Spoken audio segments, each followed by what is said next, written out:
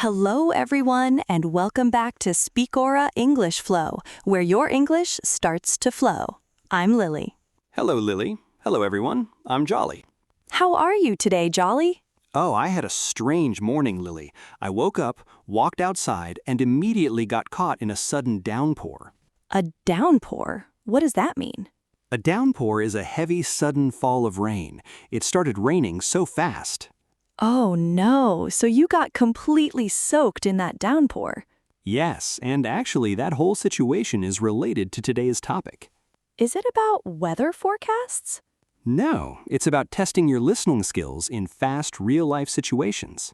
Ah, that is perfect. Today we are testing how well you can understand fast, natural English when native speakers talk at real speed. But before we jump into our real speed listening test, we have a small request for everyone watching. Yes! If you enjoy our lessons, please take a quick second to like this video, subscribe to the channel, and share it with a friend who's learning English. It helps us so much. Thank you so much, everyone. Now, Lily, how are we structuring this fast listening challenge today? Well, Jolly, we are going to look at 3 everyday situations where people talk quickly, ordering at a fast cafe, asking for directions on a busy street, and making quick plans over the phone. Oh boy, fast cafe ordering is my weakness. I always freeze when the cashier asks me questions fast. That is very common. Let's start with our first scene, at a busy coffee shop. When you order coffee at natural speed, the cashier will not speak slowly like a textbook. Right, they won't say, "What would you like to drink?" They speak in one fast stream of words. Exactly. They might say, "What can I get started for you today?" or "Having that here or to go?" When I hear "having that here" or "to go," my brain just hears blur, blur, blur. That happens because native speakers blur their words together. It's called connected speech. Connected speech? What does that mean? Connected speech is when words join together smoothly in fast spoken language, so 2 or 3 words sound like one single word. Ah, so connected speech makes "do you want a" sound like "do you wanna?" Exactly. Recognizing connected speech is the secret key to fast listening practice. Okay, Lily, so if connected speech makes words join together, how can our listeners practice hearing those hidden words? The best method is to listen for the main stress words, not every tiny word. In fast English, small words like to, for, and lose their sound. Oh, I see. So if the cashier says, "Do you want cream and sugar?" and turns into just "n." Exactly. Cream and sugar. Let's test this right now. I'm going to say a phrase at real speed, and you tell me what you hear. Ready? I'm ready. Hit me with your best fast English. What do you want to grab for lunch? Whoa, that was fast. Let me guess. What do you want to grab for lunch? Spot on, Jolly. You caught the word grab. Grab. What does that mean? To grab something means to quickly get or eat something, like a quick meal or coffee. Ah, yes, I love to grab a quick snack when I'm busy. So grab was the main action word I needed to hear. Exactly. Even if you missed "do you want to," hearing grab and lunch gives you the whole meaning. That is the first golden rule of fast listening. Focus on the key nouns and verbs. That makes me feel so much better. I used to panic whenever I missed one little word. Never panic over small words. Now let's move to our second busy scenario, asking for directions on the street. Street directions are tough because people point in one direction while talking super fast in another direction. Yes, imagine you ask a local, "Excuse me, where is the nearest station?" At real speed, they won't say "go straight for 2 blocks, then turn left." What do they actually say? They'll say, "Just head straight down here, take a left at the light, and it's right past the bank." They said head straight. Head. What does that mean? To head somewhere simply means to move or travel in a specific direction. Oh, so head straight just means walk straight. Exactly. So if someone says head north or head left, you know they mean travel that way. Now, Jolly, notice how they said take a left at the light?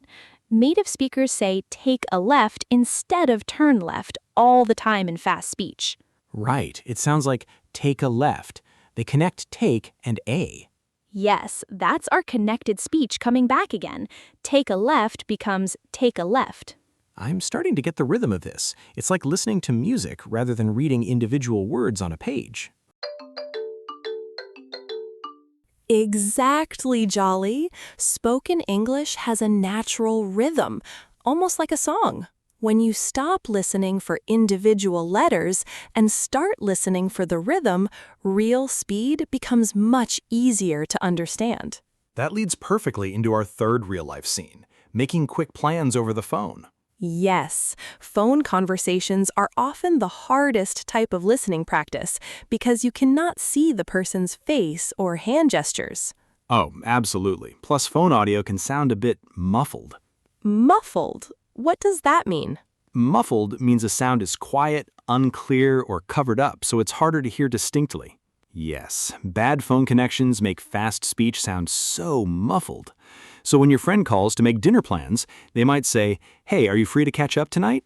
Notice how fast "are you free to" becomes "are you free to?" But the main action word you need to catch there is catch up. Catch up? What does that mean?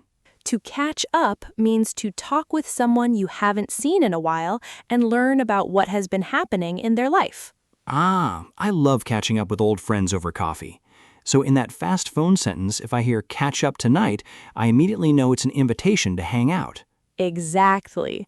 You don't need to decode every single syllable. You just identify the main phrase, catch up, and the time word, tonight. That is such a relief. So whether I'm trying to grab a quick coffee, head down the street, or catch up on the phone, I should just focus on key phrases. Precisely. And remember our rule about connected speech? Native speakers naturally push words together so the conversation flows smoothly. Speaking of catching up, Lily, remember this morning when I got caught in that sudden downpour? How could I forget? You walked into the studio soaking wet. Well, when I ran into the coffee shop to hide from the rain, the cashier said, "What do you want to grab today?" And for the first time ever, I didn't freeze. I just said, "A hot tea, please." See? That proves our system works in real life. When you train your ears for speed, real English stops feeling like a test and starts feeling like a conversation. That is amazing, Jolly.